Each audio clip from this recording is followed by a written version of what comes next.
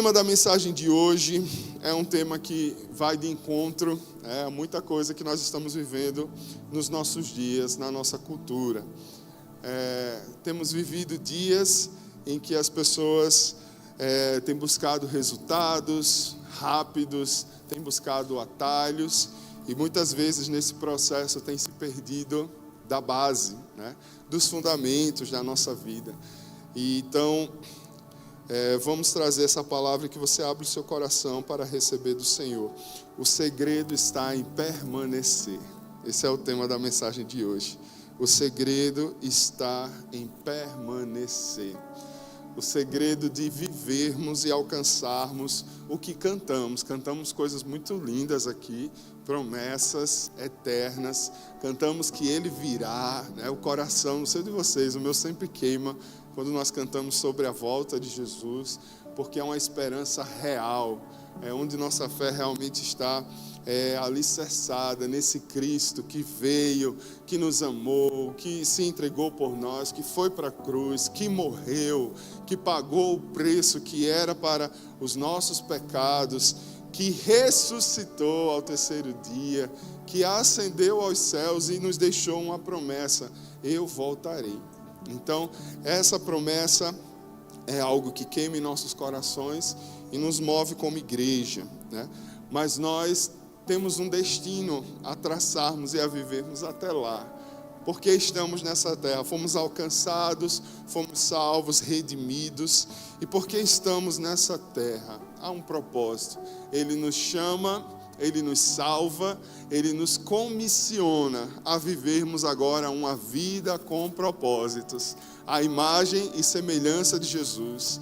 Nessa vida com propósito, buscando a imagem e semelhança de Jesus, nós vamos passar por processos que muitas vezes não serão fáceis, processos que muitas vezes serão dolorosos, processos que muitas vezes serão repetitivos, serão cansativos, serão monótonos, serão enfadonhos, mas são processos necessários para que o nosso caráter seja transformado à imagem e semelhança de Jesus. E o que nos vai fazer alcançar o final dessa jornada com êxito é permanecer. Amém?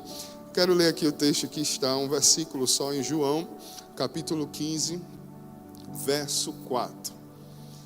Esse é o capítulo da Bíblia que você mais vai encontrar a tradução para o verbo permanecer em português.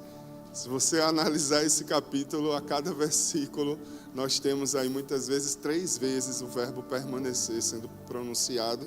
E eu separei aqui o versículo 4. Jesus declarou: permaneçam em mim e eu permanecerei em vocês.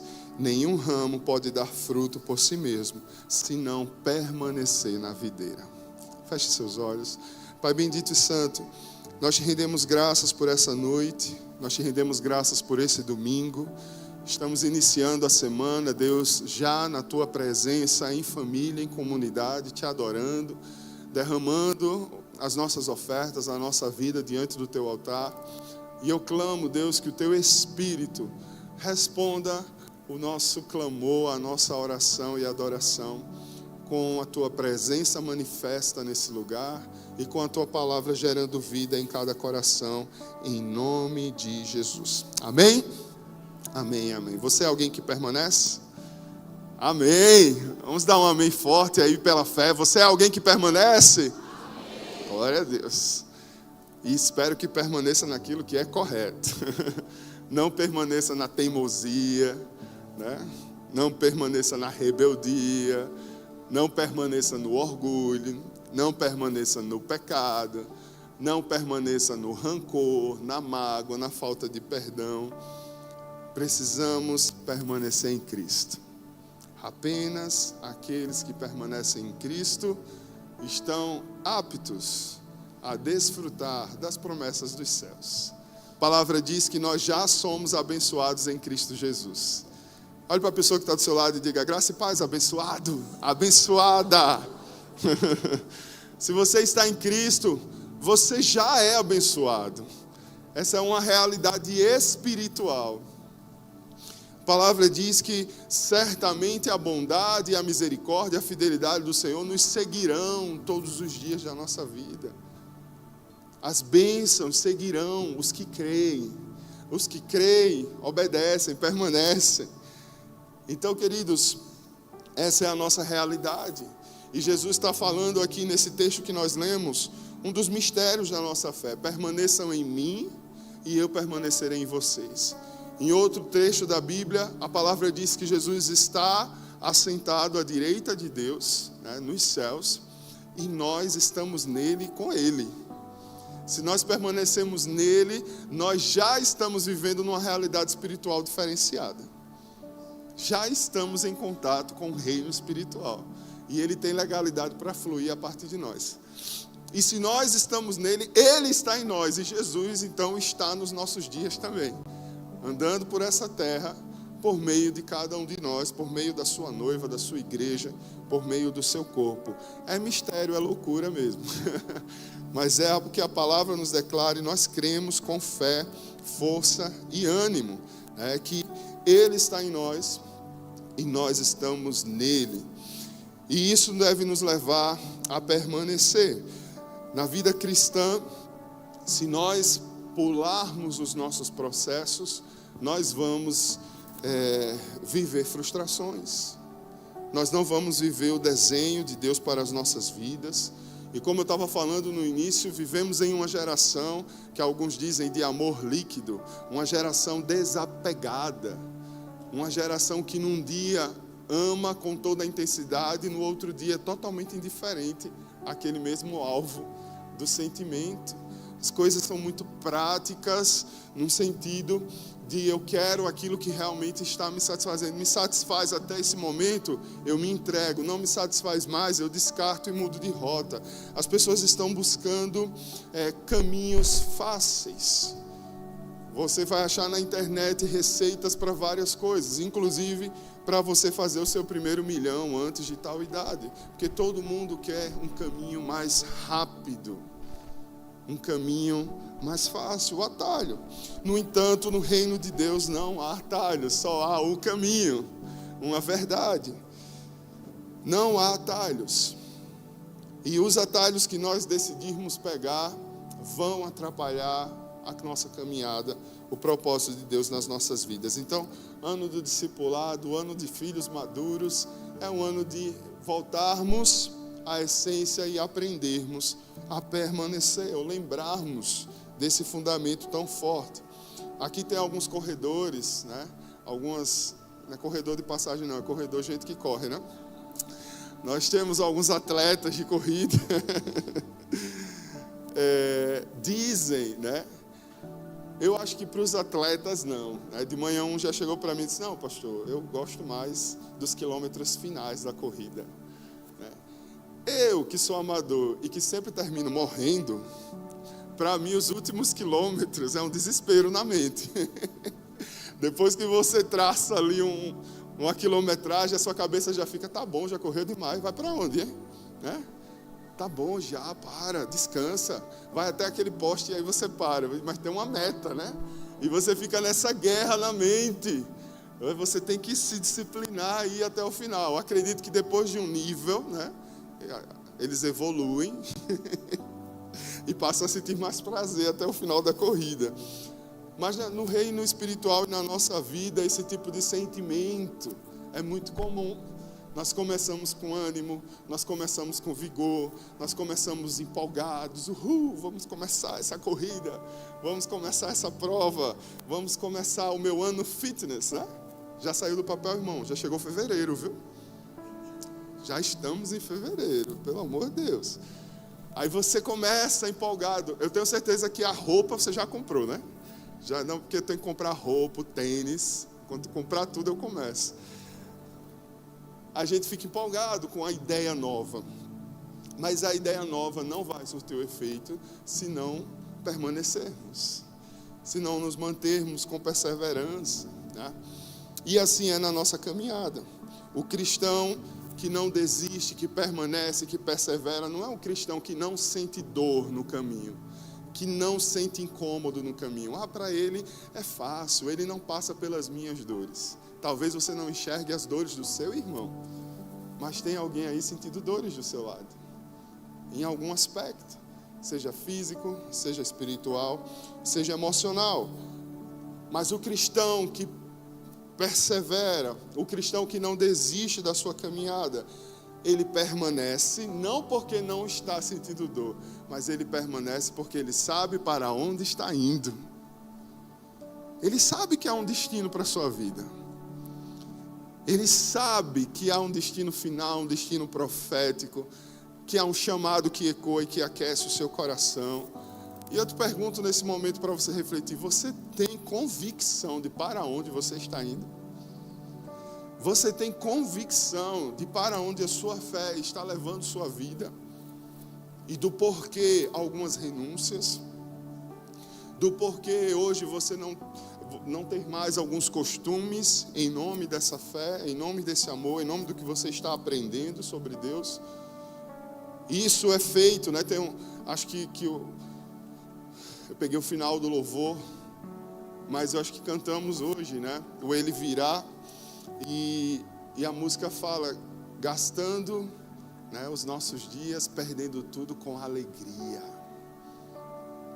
Estamos renunciando, perdendo algumas coisas desse mundo com alegria, porque temos convicção de para onde estamos indo.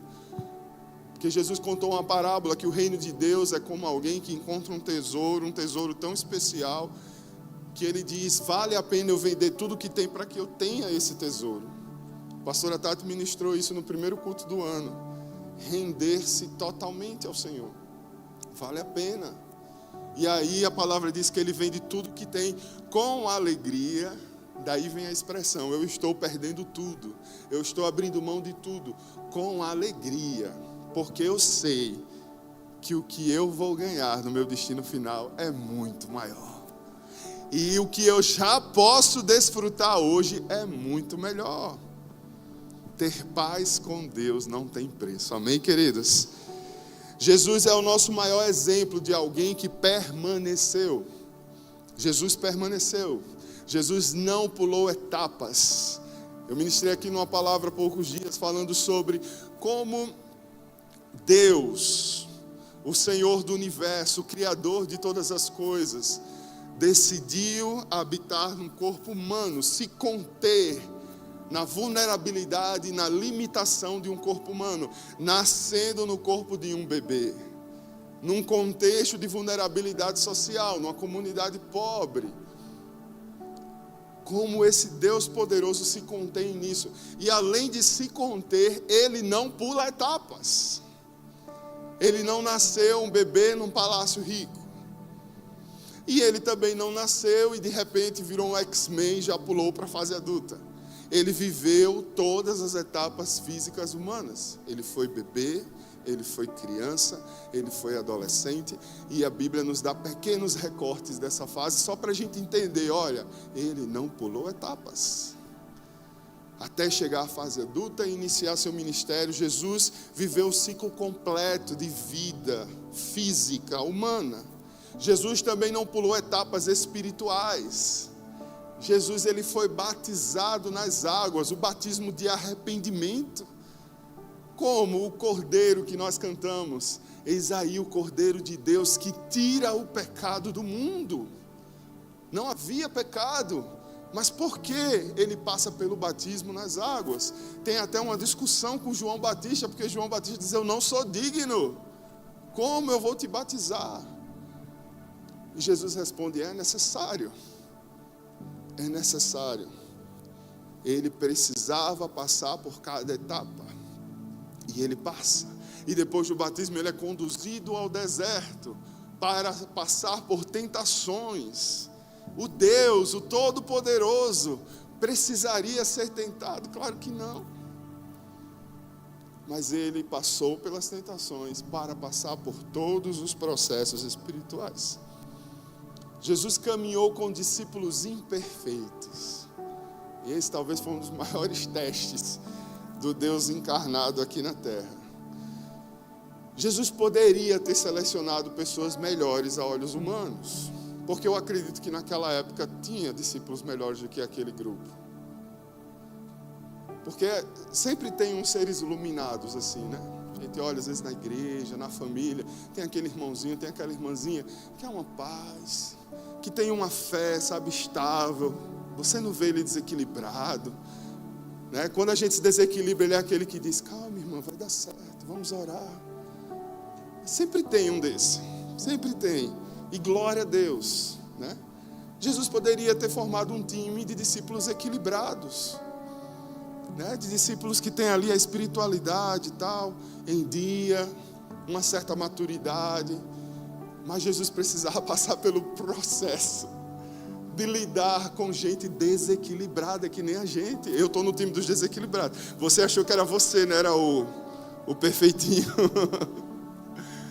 Jesus precisava passar pela etapa de lidar com gente desequilibrada, com muito potencial, mas totalmente louco emocionalmente, ou estável emocionalmente, mas totalmente travado em algumas habilidades. Jesus montou um time esquisitíssimo, né? Tinha naquele time um Pedro, né? Talvez o mais velho do grupo, muito provavelmente, porque é o único que tem registro de que era casado. A Bíblia fala da sogra de Pedro. Os demais talvez fossem tão jovens, né, que nem casados fossem. Há essa questão. Então já tem um Pedro mais velho, casado, tendo que lidar com a esposa, dar conta do casamento e seguir Jesus não era fácil. E tendo do lado um monte de jovem desequilibrado. Um Pedro trabalhador, né, classe operária, pescador. Do outro lado temos um Mateus, né, vivendo alguns privilégios como coletor de impostos. Talvez Mateus provavelmente era um crente de direita. Aí tem ali no time um zelote revolucionário que quer trazer justiça social pela força do braço, pela revolução, provavelmente um crente de esquerda. Jesus junta esse povo todinho desequilibrado e monta um time para mostrar que o evangelho é para todos. Não pula etapas. Caminhou com discípulos imperfeitos. O resultado inevitável foi traído. Jesus não pulou etapas emocionais. Jesus passou por traição.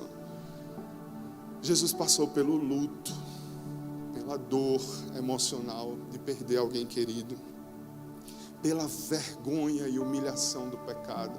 Jesus ficou nu, literalmente, diante de uma multidão, sendo xingado, menosprezado, torturado. Então Jesus não pulou etapas. Jesus foi crucificado no tempo que deveria ser. Quando você assiste ali aquela série The Chosen, algumas outras, por mais que não sejam literais biblicamente, mas nos dá uma ilustração muito interessante desse Jesus que entendia o tempo, que estava atento à voz de Deus. Jesus não pulou etapas quando os discípulos diziam: é agora, vai, se revela, se manifesta. Causou um grande alvoroço na sua cidade, queriam jogar ele até de um penhasco, e do nada Jesus some de cena. Jesus, sempre tem ali aquela cena de Jesus saindo no meio da multidão. Ainda não é tempo, ainda não é tempo.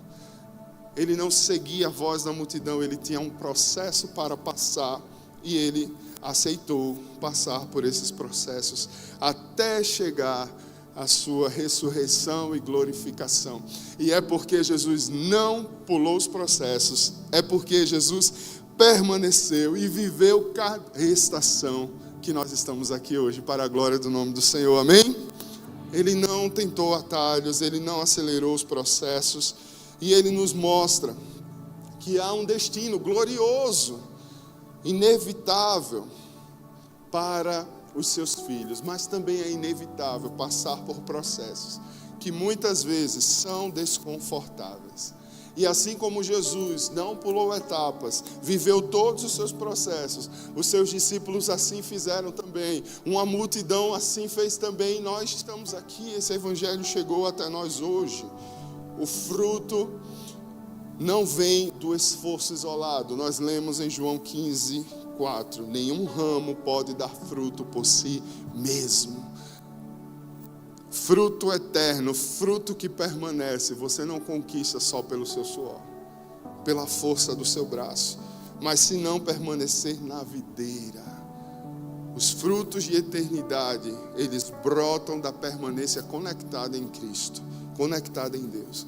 Então, o segredo está em permanecer.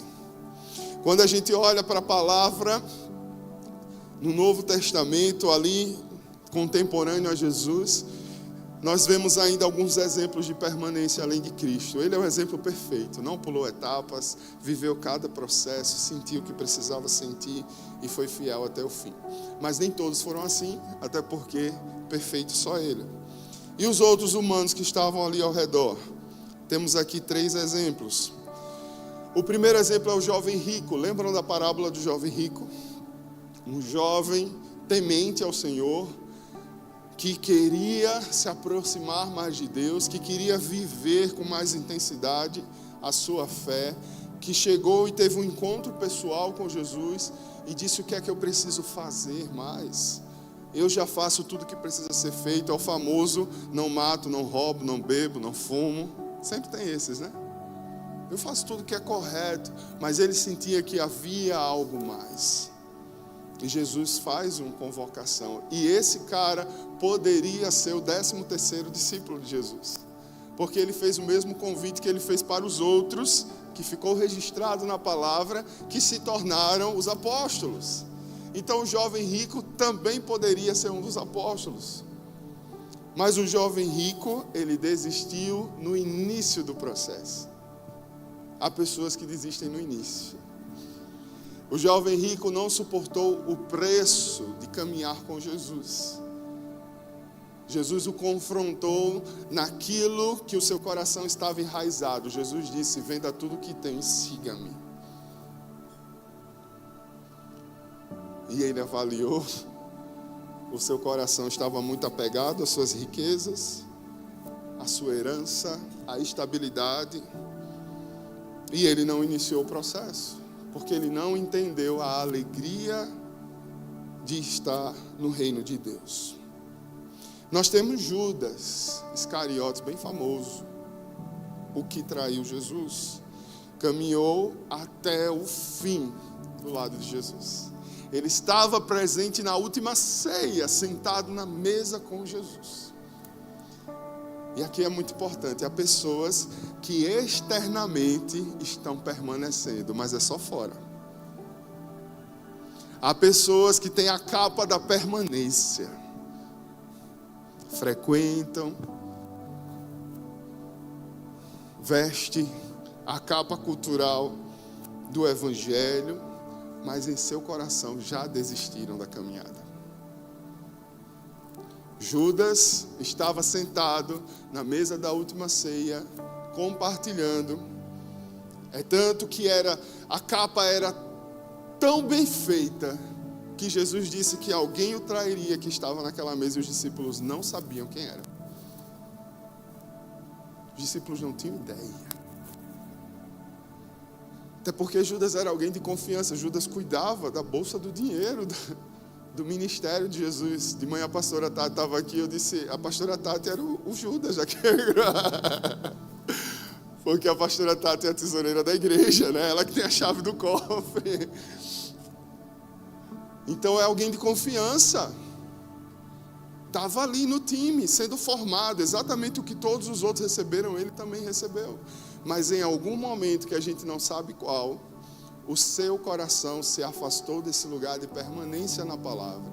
E ele olhou para as circunstâncias.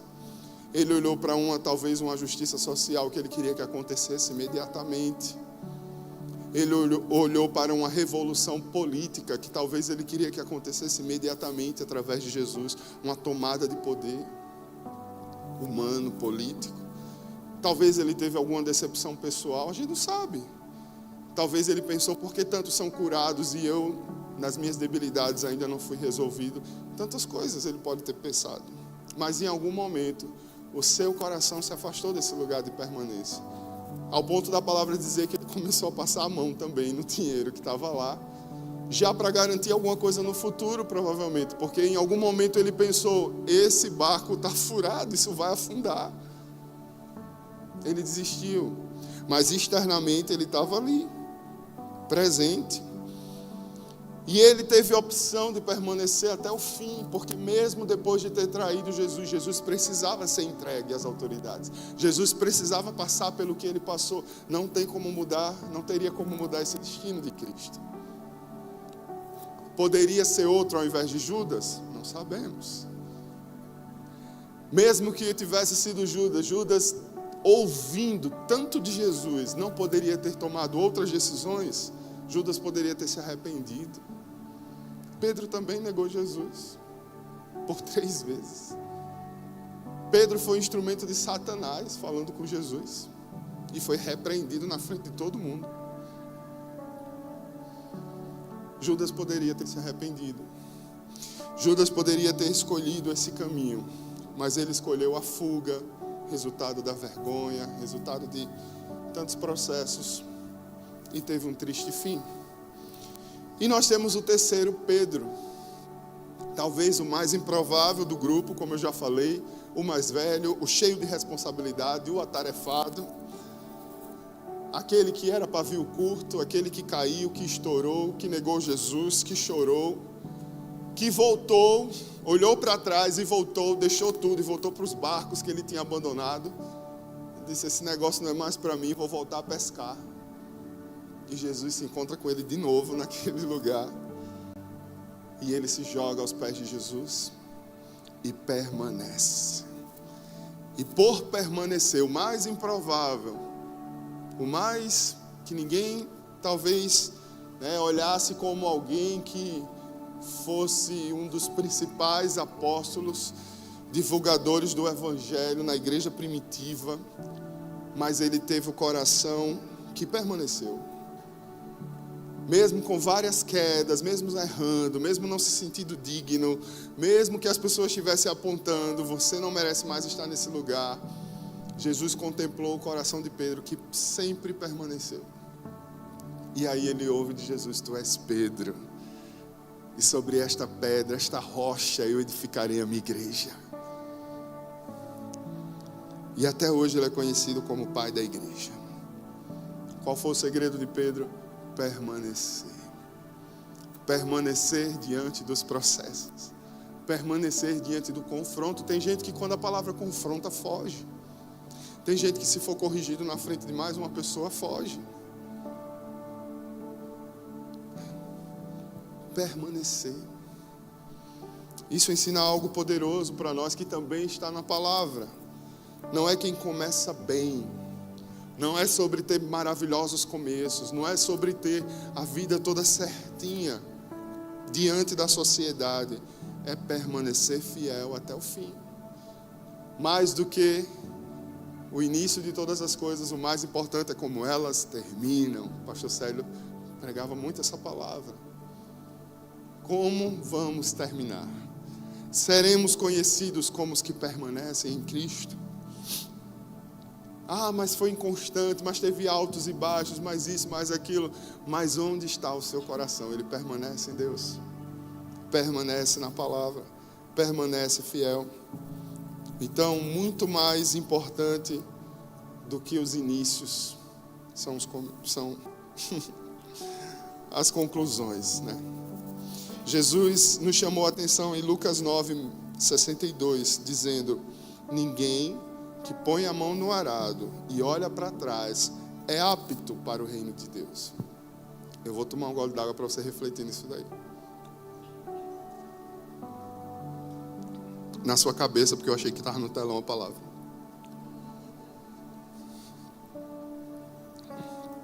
Ninguém que põe a mão no arado e olha para trás é apto para o reino de Deus. Lucas 9:62. Isso é tão forte. Apto. Né? Ou você está dentro ou você está fora. Ou você pode ou você não pode. Ou você tem acesso ou você não tem acesso. Apto é muito definitivo, né? Não está apto. Ninguém que põe a mão no arado. Vocês ainda sabem o que é arado? Tem geração aqui o que? Y, milênio, Z, não sei, são tantas agora, né?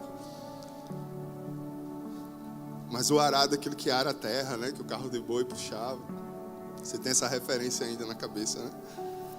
Jesus está dizendo, ninguém que põe a mão na obra, ninguém que atende o chamado, ninguém que diz sim em determinado momento. E se olha para trás é muito mais profundo do que apenas olhar, né? Com lembrança para o passado. Mas é aquele que se detém. A palavra é cheia de textos proféticos que nos impulsiona a não ficarmos presos no passado. O problema de olhar para trás não é a lembrança, não é a boa lembrança ou a lembrança ruim, até porque a gente não é desejo do Senhor que a gente sofra amnésia, senão a gente perdoava alguém e imediatamente aquilo era apagado da nossa mente. Então, não é olhar para trás sobre lembrança, mas é olhar para trás comparando. É olhar para trás deixando que o seu coração seja contaminado, o que viveu lá, o que está vivendo agora, o que é melhor, o que não é melhor. É começar a negociar o futuro com base em experiências no passado. É continuar mantendo o passado, definindo e atrapalhando a sua caminhada hoje. É muito legal nós começarmos coisas novas, mas mais uma vez eu repito, é muito mais importante cruzarmos a linha de chegada. É muito mais importante nós permanecermos até o fim. É muito mais importante nós permanecermos mesmo diante dos desafios. A carreira acadêmica, a formação acadêmica nos ensina muito isso. Saiu o resultado do SISU, né? A galera já sabe se entrou na universidade ou não. Já? Acho que já, né? Então alguns estão comemorando, alguns fizeram festa, alguns rasparam a sobrancelha, alguns rasparam a cabeça. A família está super feliz, dá festa porque o indivíduo entrou naquele curso que ele queria. Mas permaneça não para ver se você pega o diploma. Não dê o sangue não, não estude não passe pelos processos não, muitas vezes humilhado, muitas vezes cansado, muitas vezes exausto. Então nós precisamos não apenas celebrar o início, conhecer Jesus, que experiência maravilhosa, celebrar os derramares maravilhosos do Espírito Santo sobre as nossas vidas, mas devemos continuar permanecendo fiéis até cruzarmos a linha de chegada, sem ficarmos presos no passado, sem ficarmos presos às conquistas do passado. Eu quero me deter agora em 4 coisas que podem atrapalhar esse processo. O segredo é permanecer. Mas existem coisas que, se nós não atentarmos, vão atrapalhar a nossa permanência em Deus. A primeira delas, que a palavra nos fala, perder o foco no meio da corrida. 4 coisas que atrapalham a nossa permanência em Deus. A primeira, perder o foco no meio da corrida. Vamos ler o texto de Filipenses, capítulo 3, do 13 ao 14. Filipenses 3, 13 e 14. Irmãos, não penso que eu mesmo já o tenha alcançado, mas uma coisa faço, esquecendo-me das coisas que ficaram para trás e avançando para as que estão adiante, prossigo para o alvo a fim de ganhar o prêmio do chamado celestial de Deus em Cristo Jesus. Aleluia! Perder o foco no meio da corrida. Paulo está falando aqui, não penso que eu mesmo já o tenha alcançado. Ele está dizendo, eu não alcancei ainda o que eu almejo. Eu ainda não sou perfeito, eu ainda não tenho o que eu gostaria, eu ainda não vivo da maneira que eu queria. Mas ele diz, mas uma coisa faço. Eu não estou parado, preso nessa situação de inacabamento. Uma coisa faço, eu não perco foco, mesmo não tendo atingido o alvo, mesmo não vivendo aquilo que eu gostaria de já estar vivendo. Uma coisa eu faço, eu permaneço com o foco atento a Cristo. Eu permaneço com os meus olhos fitos no autor e consumador da minha fé. Nós vemos Jesus nos confrontando, aquele que põe a mão no arado e olha para trás, não está apto para o reino de Deus. E Paulo diz, esquecendo-me das coisas que ficaram para trás e avançando para as que estão adiante. ainda não alcancei, ainda não estou vivendo como gostaria, ainda não estou na melhor versão, ainda mais uma coisa eu faço, eu avanço, eu permaneço com o meu foco, que é o alvo, né? Prossigo com o meu foco, que é o meu destino final, que é Cristo Jesus. O problema da maioria dos cristãos modernos não é falta de fé. Nós temos um povo familiarizado com Jesus. Se você para falar de Jesus em contexto, claro, né, urbano, enfim, no Brasil, é complexo porque todo mundo se sente íntimo de Jesus. Porque você cresceu ouvindo falar de Jesus. Jesus está presente em vários espaços comerciais, públicos, nas casas, seja uma cruz, seja um pingente, seja uma Bíblia aberta, seja o nome da instituição. Nosso povo é familiarizado com Jesus, nosso povo crê que existe um Jesus e que Ele é Filho de Deus. Então, qual é o maior problema do nosso povo? A falta de foco nesse Jesus. É o excesso de distração que existe no nosso povo e na nossa geração. Muitos começam a ter o seu encontro com Jesus até empolgados, né, na fé, mas vão perdendo foco.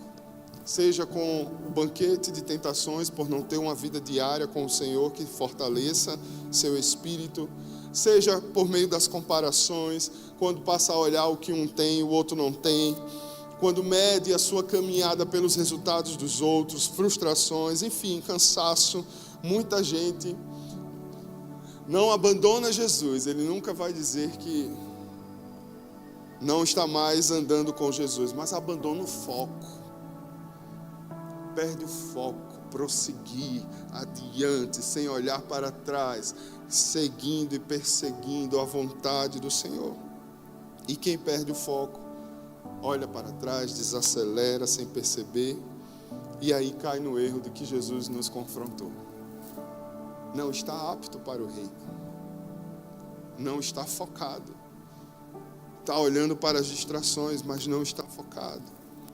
Permanecer exige disciplina na visão, foco, lembrar todos os dias por que você começou, por que você decidiu entregar sua vida para Jesus.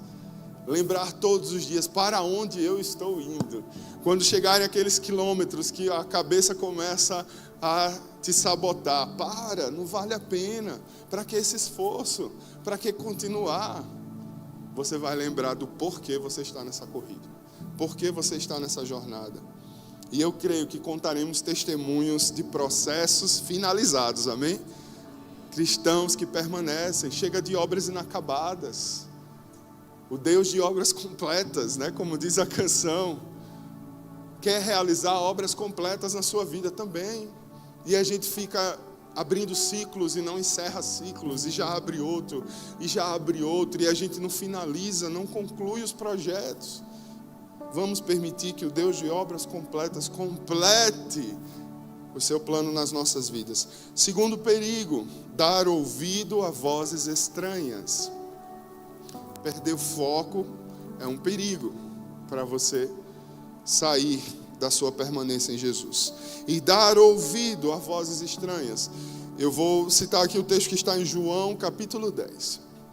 João capítulo 10 é um capítulo onde Jesus se revela no seu sermão, e João ali foi super usado pelo Espírito Santo para registrar. Jesus diz que Ele é a porta das ovelhas. Jesus diz que Ele é o bom pastor nesse capítulo. Então é um capítulo riquíssimo onde Jesus está se revelando. E quando Ele está se revelando, Ele também revela quem nós somos nele. Se Ele é a porta das ovelhas, se é aquele que dá acesso às ovelhas, se Ele é o bom pastor, Ele diz que as ovelhas reconhecem a sua voz. As ovelhas reconhecem a voz desse pastor. As ovelhas não reconhecem ou não seguem na realidade vozes estranhas. O versículo 5 de João 10 diz: nunca seguirão um estranho. Na verdade, fugirão dele, porque não reconhecem a voz dos estranhos. Dar ouvido a vozes estranhas é um risco para a sua permanência em Deus. Existe o Salmo 23, num dos trechos mais profundos, o salmista declarou: ainda que eu ande por um vale de sombra e morte, eu não temerei mal nenhum. Alguns estudiosos, das expressões bíblicas trazem que essa expressão vem de regiões muito comuns naquele contexto do povo de Deus, em que eles passavam com as ovelhas em trechos de precipícios, onde um lado era abismo, do outro lado montanhas, que era muito comum pastorear ovelhas nesses territórios. E aí era chamado de vale de sombra e morte, porque era uma montanha e um penhasco e uma trilha muito estreita para passar. E os estudiosos dizem que o pastor ia à frente, chamando, falando, e as ovelhas o seguiam em linha reta. E Jesus se apresenta nesse contexto para aquele povo que entendia essa expressão: eu sou aquele bom pastor que vocês ouviram lá atrás, o Senhor é o meu pastor, de que terei falta? Ainda que eu ande por um vale de sombra e morte, não temerei mal nenhum, porque Ele está comigo. E aí Jesus diz: eu sou o bom pastor, eu sou a porta das ovelhas. Nunca seguirão um estranho, fugirão dele, porque não reconhecem a voz de estranhos. Qual é a voz mais alta que tem ecoado em seus ouvidos? Qual é a voz mais alta que tem determinado suas decisões? Você é ovelha, você tem um bom pastor, você tem que ouvir essa voz. Permanecer em Jesus é permanecer no lugar onde a sua voz é ecoada. Nós lidamos com muitas vozes, nem todas elas são as vozes do cão, mas muitas delas nos desalinham, nos desequilibram. São vozes que não estão alinhadas aos propósitos de Deus. Há vozes no nosso dia a dia que dizem: você já fez demais, agora pense em você. Você faz muito pelos outros, e você? Isso é exagero. Deus entende, não precisa ser tão radical. Todo mundo faz, o que é que tem? Cuidado com essas vozes. Isso tem cheiro de desalinhamento dos propósitos de Deus. Porque são vozes que não nos mandam negar Jesus, mas são vozes que nos convidam a afrouxar o nosso compromisso. E é aí que mora o perigo. O texto diz: não reconhecem a voz dos estranhos. Isso fala de intimidade construída com o tempo. Permanecer é ouvir a voz de Deus. Quem não permanece na presença perde sensibilidade espiritual, começa a confundir opinião com direção. Quanta gente decidindo a vida baseada em opinião de influenciadores, baseada em opinião até de pastores. Não fomos chamados para seguir opinião, queridos. Opinião, cada um tem a sua, e não deveria estar sendo tão pública assim. Estamos vivendo em tempos de guerra de opiniões. E as pessoas estão confundindo opinião com direção. Conselho humano com vontade de Deus. Podemos receber conselhos, podemos ouvir opiniões, mas precisamos ouvir a voz do pastor. Pessoas que mudam de igreja como quem troca de roupa, Bota o look, gostei não dessa nesse final de semana, e vai para outra. Não tem permanência, não tem raiz, não tem profundidade, mas querem reivindicar, querem decretar, querem declarar que o Senhor cumpra a sua palavra em suas vidas. Cuidado com as vozes estranhas. Terceiro, negligenciar o processo porque não está agradável. É um perigo. Negligenciar o processo. Jesus não pulou etapas. Jesus passou por todos os processos físicos, espirituais e emocionais. Mas há pessoas que não querem viver o processo porque ele não é agradável. Negligenciar o processo porque não está agradável. Em 2 Timóteo capítulo 1, verso 6. 2 Timóteo capítulo 1, verso 6. Paulo declarou para Timóteo, discipulando ele: por essa razão, torno a lembrar-lhe que mantenha viva a chama do dom de Deus que está em você. Mantenha viva a chama do dom de Deus. Manter viva a chama é algo que significa, olha, dá trabalho, não é um trabalho passivo, não é só aceitar Jesus e ficar na passividade. Você precisa manter viva a chama do dom de Deus. Manter a chama viva é abanar ali, né? Para que a brasa não se apague, para que o fogo não se apague, mantenha viva a chama. Mesmo que você esteja passando por um processo que não é inspirador, por um processo que não é animador, por um processo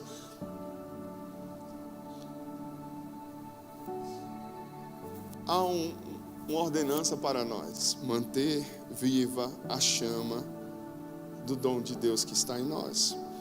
Alguns processos são monótonos, alguns processos são silenciosos, ninguém vê. Alguns processos são dolorosos, são cansativos. Você faz e não tem reconhecimento. Você ora e não vê a resposta imediata. Você continuar fiel quando o seu coração está seco, não está sendo regado, não está recebendo palavras de incentivo. Permanecer quando a emoção já foi embora. Queridos, muito da nossa experiência com Deus, da nossa caminhada com Deus é ativado nas nossas emoções. O Senhor nos fez assim. Nós choramos na presença de Deus, nós sentimos o nosso interior queimar, arder, nós sentimos alegria, nós sentimos paz, nós sentimos uma explosão de sentimentos em grandes moveres do Senhor, mas a emoção não sustenta a sua caminhada de fé. E se você quiser viver buscando de emoção em emoção, emoção em emoção, você não terá fundamento, você não terá uma rocha firme, você não terá sustentabilidade em dias de processos difíceis. A emoção nos ativa, a emoção abre o nosso coração e a nossa mente, a emoção atrai a nossa atenção para a voz de Deus, mas ela vai embora. E quando a emoção vai embora, você precisa permanecer naquilo que é sólido, naquilo que é rocha. Paulo diz: mantenha viva a chama. A chama precisa ser cuidada, não apenas sentida. O fogo de Deus precisa ser cuidado. A gente quer receber fogo, manda, Senhor, faz outra vez. Vem, queima, derrama, a gente pede. A terra clama, faz outra vez, Senhor. Mas e quando Ele derrama, o que fazemos com essa chama? O que fazemos com o derramar do Senhor em nossos corações? Precisamos permanecer mesmo quando não está agradável. O problema não é o processo ser difícil, o problema é achar que Deus só está presente quando as coisas são agradáveis. Quando nós temos inúmeros exemplos na Bíblia do inverso.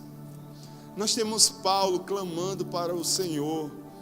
Ele diz que por mais de uma vez clamou ao Senhor: arranca esse espinho na minha carne. Algo que o incomodava, algo que não era confortável, algo que era doloroso, não sabemos ao certo o que era.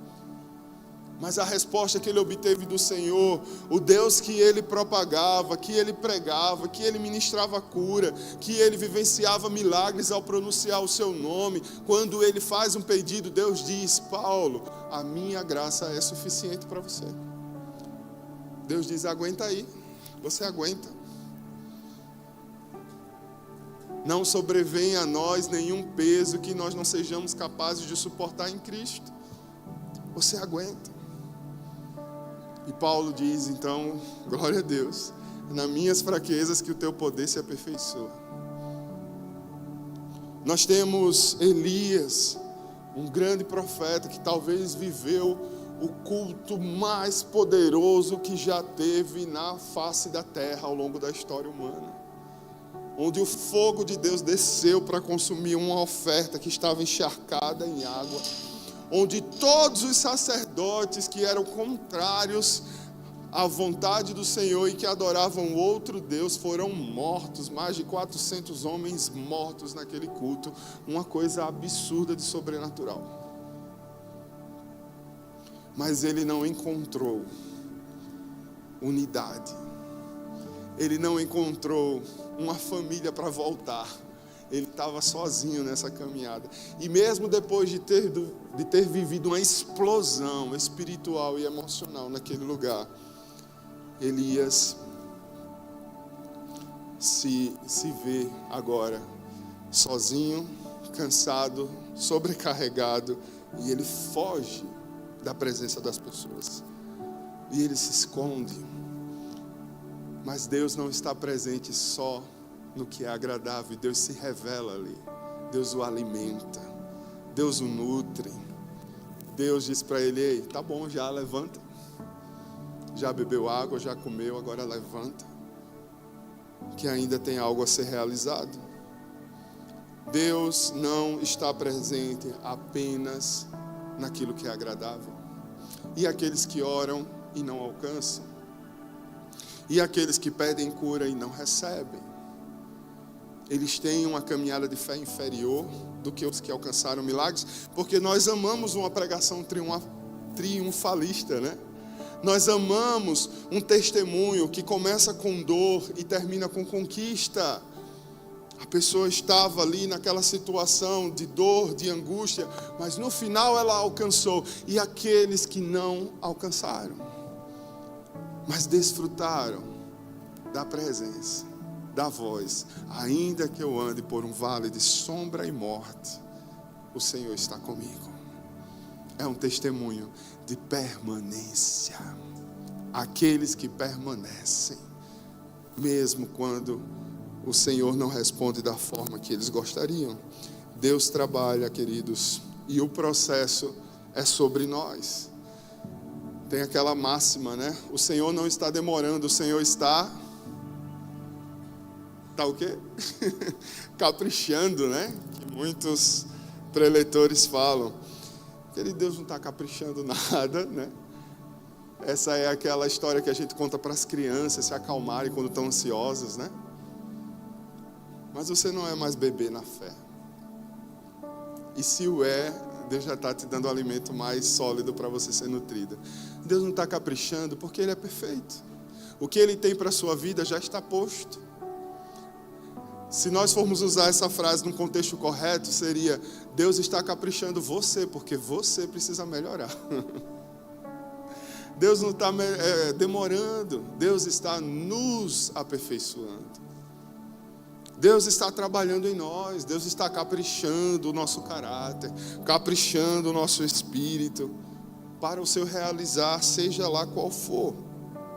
Então, guarde isso no seu coração. Mesmo que não esteja agradável, nós precisamos permanecer. E por último, o último perigo para você evitar: esquecer quem começou a obra. Nunca esqueça quem começou a obra na sua vida. Filipenses capítulo 1, verso 6 diz: estou convencido de que aquele que começou a boa obra em vocês há de completá-la até o dia de Cristo Jesus. Aleluia! Não foi você que começou a obra na sua vida. Não foi você que se achegou ao Senhor. Ele te amou naquela cruz. Ele te amou primeiro. O seu amor nos persegue, o seu amor nos atrai. Nós apenas respondemos a esse amor. Não foi você que começou, não é você que sustenta e não é você que vai completar, é o Senhor. Então o que é que eu tenho que fazer? Permanecer. Permanecer, queridos. Permanecer. Nós tentamos controlar tudo. E precisamos entender que o Senhor é poderoso, soberano, e Ele dá conta da vida dos seus filhos. Quando nós esquecemos que é Ele quem faz, é Ele quem sustenta, é Ele quem completa, nós ficamos presos tentando controlar o nosso destino, o destino dos nossos familiares. Nós nos culpamos excessivamente pelas situações. quando precisamos entender que há processos que precisamos passar. Precisamos passar. Desistimos quando falhamos. Vamos falhar, você vai falhar. O quanto você entender isso o mais cedo possível e descansar o seu coração, você vai viver uma vida mais leve no Senhor. Você vai falhar, mas o Senhor vai te levantar. O Senhor vai estar do seu lado. O Senhor vai te estender a mão, assim como Ele levantou Pedro e cada um dos seus discípulos. Filipenses 1,6 nos chama de volta à confiança. Aquele que começou há de completar. Acalma o coração. Vamos permanecer. Permanecer não é ser perfeito. Permanecer é ser dependente dessa ação sobrenatural do Senhor. É estar realmente atento ao que Deus está realizando. E aí, para concluir, pode surgir a pergunta no seu coração: como é que eu permaneço? Como é que eu permaneço? Permaneçam em mim e eu permanecerei em vocês, disse Jesus.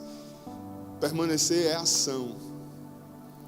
Permanecer é movimento ativo. Permanecer é decisão diária de estar na presença do Senhor, independente das circunstâncias. Permanecer na palavra. Você tem mantido seus pés fincados naquilo que tem sido pregado, naquilo que você lê, naquilo que você estuda, naquilo que arde em seu coração, mesmo quando confronta o seu interior. Porque permanecer na palavra, mesmo quando ela nos confronta, mesmo quando, meu Deus, essa foi forte, né? A gente costuma dizer, essa foi uma voadora nos meus peitos. Mas o que você faz depois da voadora? Você anda nessa palavra? Ou você ignora a voadora que levou? Permanecer em comunhão, permanecer unido ao corpo de Cristo, permanecer obediente, mesmo quando nós não entendemos as coisas, permanecer arrependido, com o coração quebrantado na presença do Senhor, sem resistência a se dobrar e a se arrepender dos seus erros, permanecer confiando, queridos. Esse é o chamado para nós nesse tempo, amém? Você atende esse chamado, se coloque de pé, vamos orar, vamos falar com o Senhor.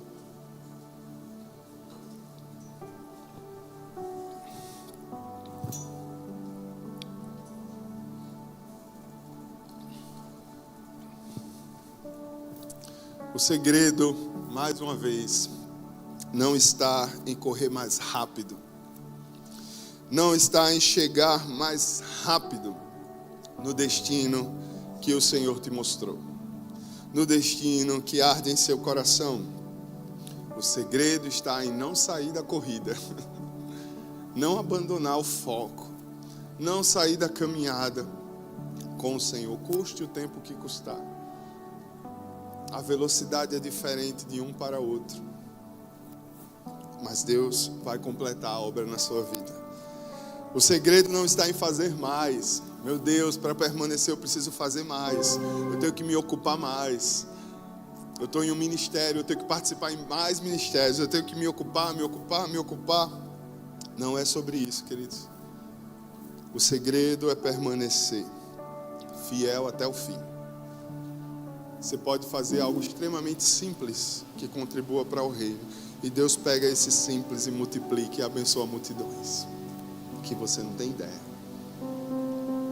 Só precisamos permanecer fiéis nele até o fim. Feche seus olhos. Renove o seu compromisso de permanecer em Deus nessa noite. Renove o seu compromisso de permanecer, não por emoção, mas por decisão. Olhe para a situação da sua vida hoje. Quais processos você passa hoje? Quais desafios você passa hoje? E declare aí no seu coração: Senhor, apesar de, eu decido permanecer. Apesar de tudo isso, Pai, eu decido permanecer. O segredo não está em acelerar as coisas, permanecer, queridos. A graça nos basta. A sua palavra e as suas promessas nos bastam. Vamos clamar por Ele e renovar o nosso compromisso. Discípulos de Cristo permanecem nele e Ele permanece em cada um.